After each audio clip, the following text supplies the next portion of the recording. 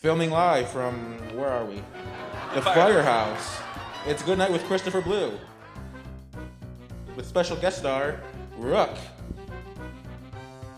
I'm your co-host, Reverb, and here is your host, Christopher Blue. Hello and welcome to Good Night with Christopher Blue. Hi! We're having a great start here for the first episode of Season 2. I just want to take the moment to thank you guys so much for liking, commenting, sharing, and subscribing. And don't forget to ring that bell so you get notified whenever we upload new content.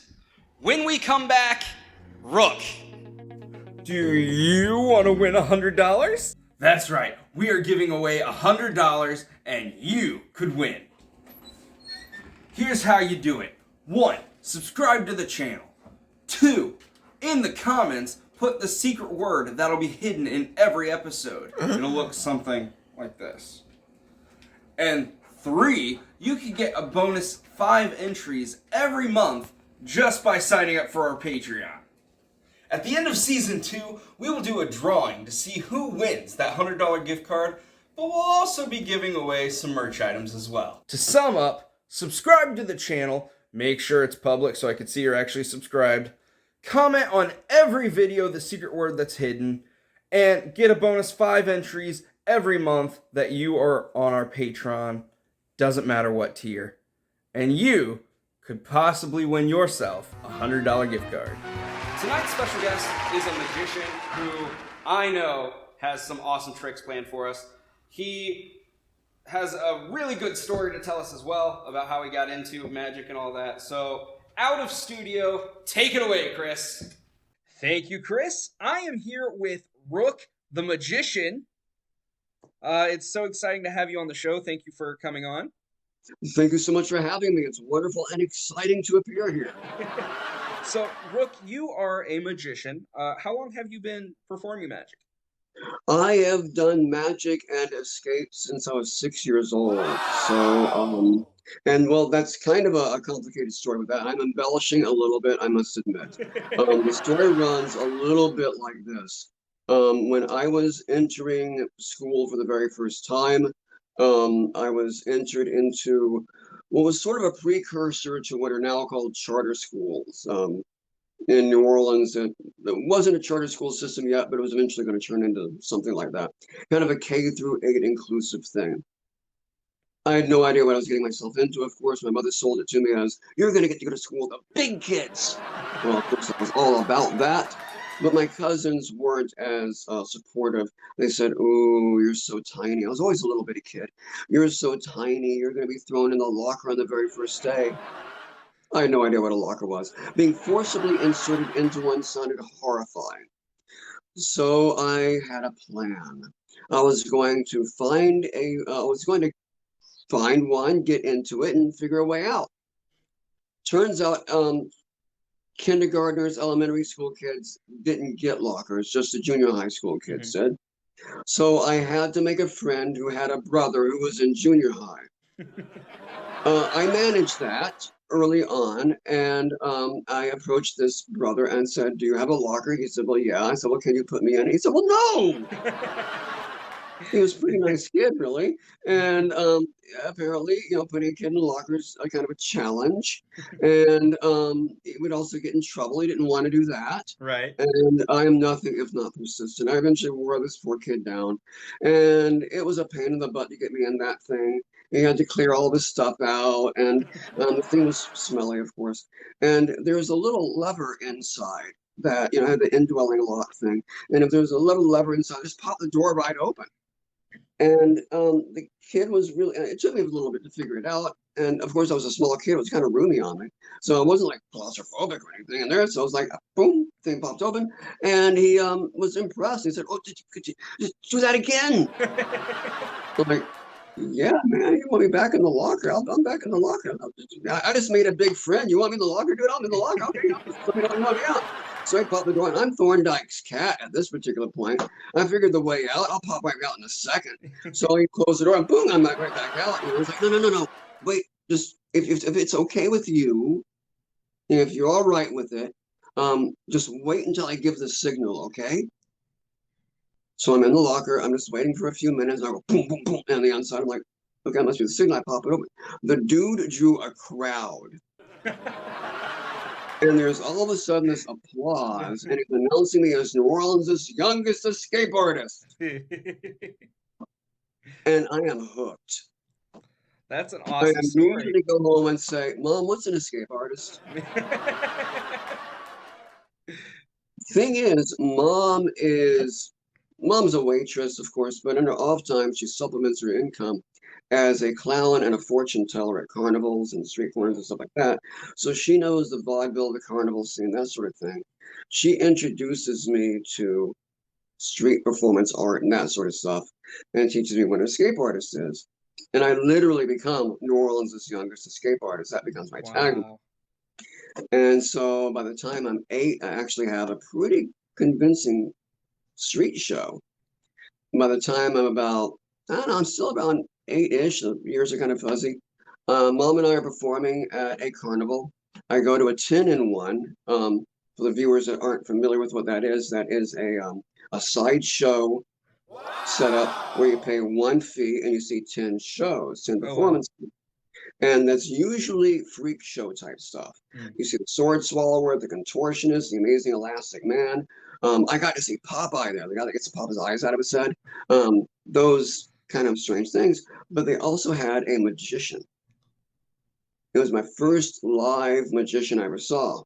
Now, before then, I saw like Doug Henning and that sort of stuff on TV. And that was always amazing stuff, but it seemed so out of reach. This is the first live magician I saw. And he sucked. Oh, that must have been disappointing. It was wonderful. Oh. I walked away saying, I could do so much better. This little preteen me walked away saying, I could do that. I can be a magician. That's And awesome. because escape acts were getting boring. Mhm. Because you know how it's going to end. Time it Right. like this, I'm going to get out. Time it like that, I'm going to get out. Put me in chains. You know how it's going to end. I'm going to get out.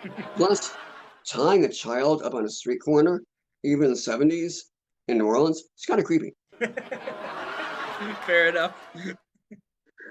So adding magic into it, added a little bit of variety, that sort of thing, and made it more kind of a palatable and made it more of kind of a realistic thing. Mm-hmm. Adding magic made more realism. I still don't get that. But the world's youngest escape artist, I still kept that tag, but I started adding more magic into it, and the escape became a finale. By the time I was in my teens, I started doing more serious shows, parties, business events, that sort of thing. And I kind of realized that I wasn't going to get any Doug Henning, David Copperfield, who had become really big by this time. Henning kind of went out, Copperfield came in. And I was never going to be these guys. Mm-hmm. I needed to go to college. I needed a different career. And so magic kind of went the wayside. I got into music. I went into tech, and I ended up getting a degree in psychology. I became a professor. And magic kind of faded out, and I kept it as an interest.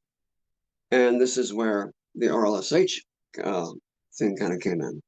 Yes. So let me kind of prep the audience for this. It's funny when you look at our mutual friends. Rook and I believe we have 27 mutual friends, and they're all real life superheroes. Right. Proving that you are more than a magician. You are potentially part of the real life superhero community yourself. Indeed, yes, I am. And so yes, and the real life superhero community, a movement that takes on the avatar or archetype of the superhero as a vehicle for making positive change in the world. And what had happened for me in 2010, I was diagnosed with cancer.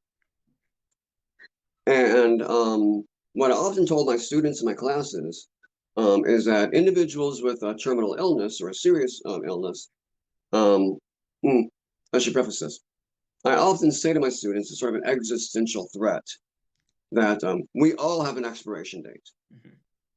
Um, we just don't know when it is. When you're given um, a diagnosis, it becomes less metaphorical and it becomes more real. And that becomes a threat. And I didn't expect it to happen to me. Right. It was easy when you're lecturing about it. And then when it actually hits you in the face, ooh, that's something totally different. And so I began to face my own existential crisis. And so I began to wonder, what mark had I really left in the world?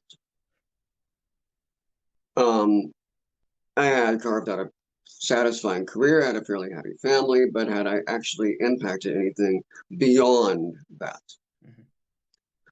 And that's when I had, you know, came into contact with the RLSH movement. I said, oh, I could use that as a vehicle. That is very inspiring. Even, I mean, who did not grow up wanting to be a superhero? Exactly. Yeah. That is, I mean, I had often fantasized about that as a kid. And you know, well, right, I mean, not just as a kid, I mean, well up into my adulthood, if I'm to be completely honest. And but I couldn't figure out what I could do with that, what skill set I possessed. Now, I went through a few manifestations. I settled on the idea of providing magic shows themed with hope and empowerment to those that felt hopeless and powerless. Originally, this would be at homeless shelters and things of that ilk. It ended up being more community centers, senior centers, Title I schools, and places like that. They were the ones that seemed to contact me the most and wanted my shows the most. Magic can be expositional. Look how great I am. Yeah. It can be demonstrational. Look how interesting this thing is. Or it can be empowering. Look how great you are. And I think it can be much more impactful in that third avenue. I agree. So, what would you say inspires you or keeps you um, motivated in doing your craft? Hmm. Well, it's a combination of things, really.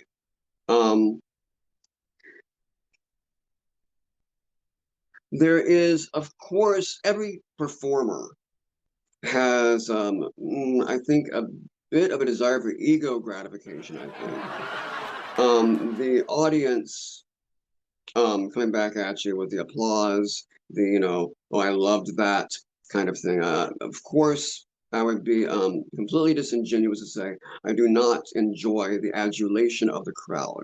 Naturally, of course, there is that. However, that is not the end result. Um, in the end, really, it is, how did I impact the individual? Did that person get the message of, what they feel impacted, they feel like they can do something that they did not otherwise feel like they could do? Do they feel better after the show? Have they, for a little bit, did they walk away a slightly different human being?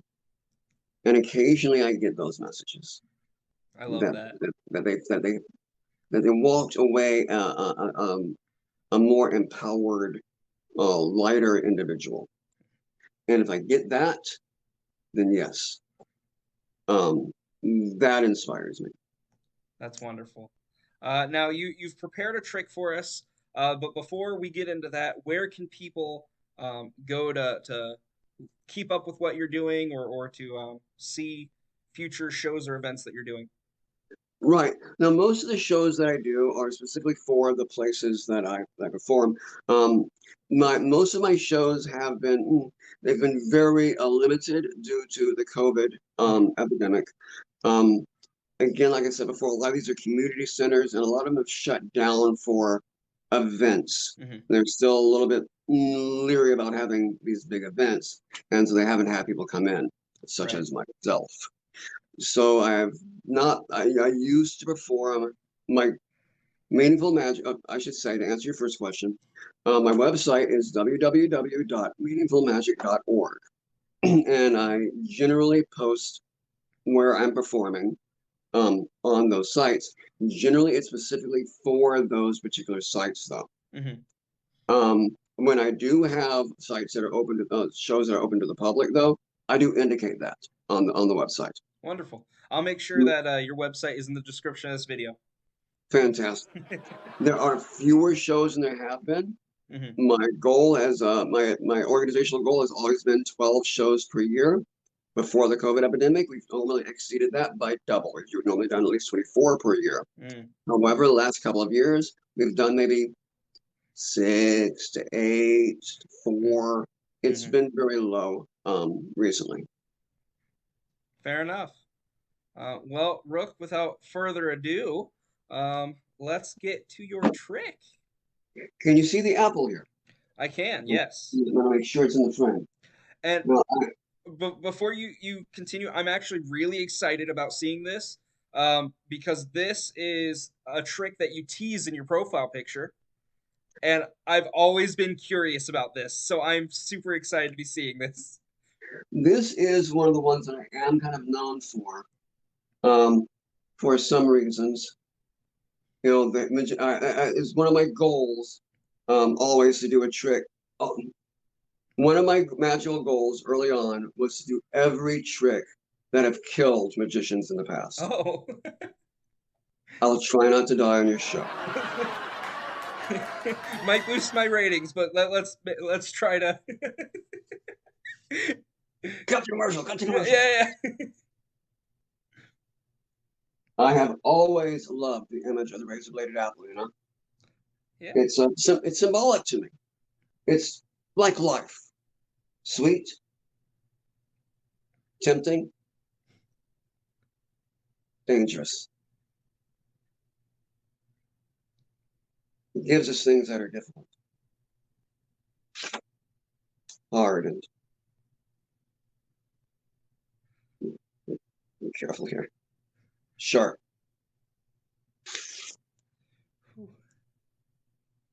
Difficult to swallow.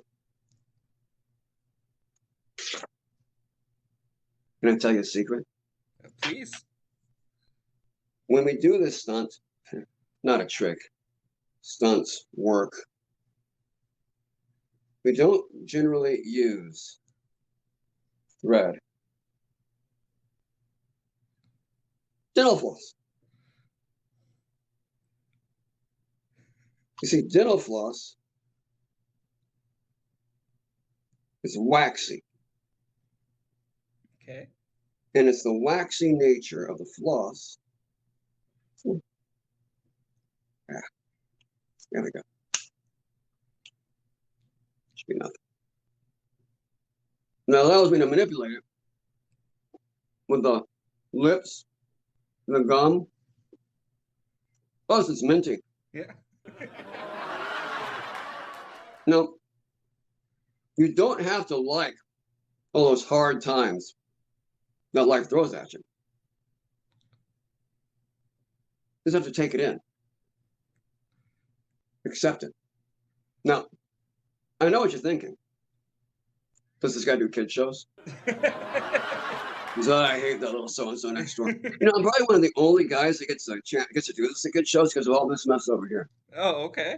You know, because when I say, don't do this, kids, very dangerous stunt, kids can just go, Yeah. When I learned how to do this, when they said, don't do this, I said, challenge accepted, but this is why. Yeah. Okay, I'm stalling long enough. Here we go. Accepting those difficult times in life. Bottoms up.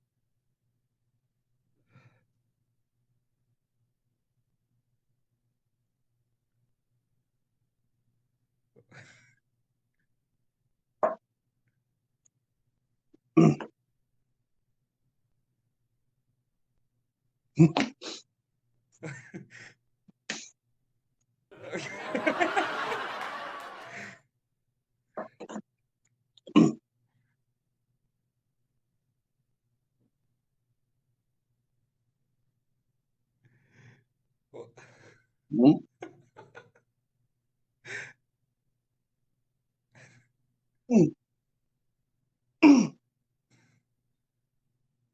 Mhm.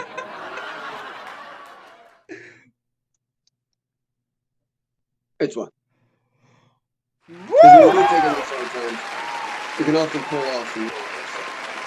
Wow. That was insane. Thank you. Wow. That, the Rook, ladies and gentlemen. Again, go to the Rook's website to keep up with what he's doing. Rook, thank you so much for coming on to the show once again. Thank you so much for having me. It was wonderful. Chris, I send it back to you in the studio. What an awesome interview. It was great speaking with Rook, and I hope we can have him on the show again in the future. That's our show. Thank you guys so much for liking, commenting, sharing, and subscribing. Don't forget to ring that bell so you can notify when we upload new content. Until next time, good night, my sweet